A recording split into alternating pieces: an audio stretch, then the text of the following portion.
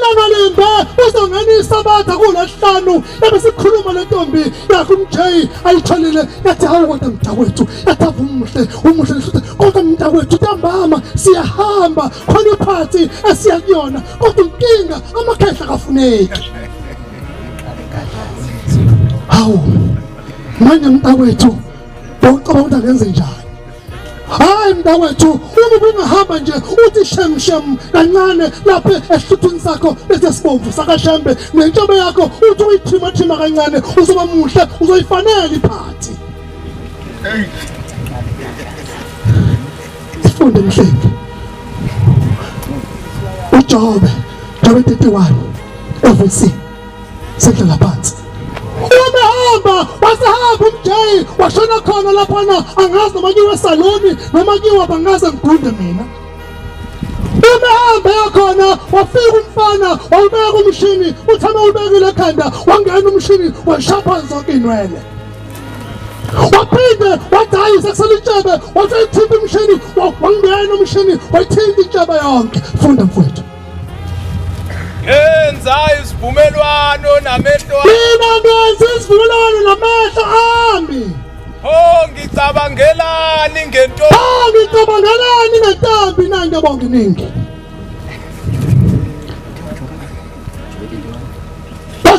Basefika usuku lephathi basebehamba baye ephathini naye lentokazi umJ bafike yamnandi iphathi kubehluza zonke izinto iphathi ayingena usikisi losikisi umJ ekade bezusontweni ngawo.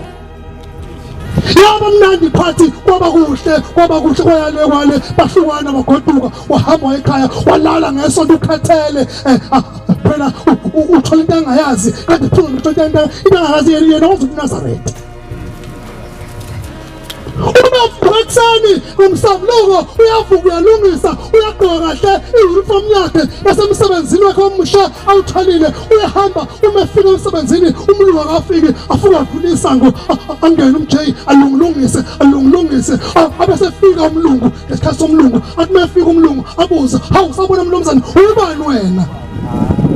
Hayi bosi yimi lo Mjabulani lo.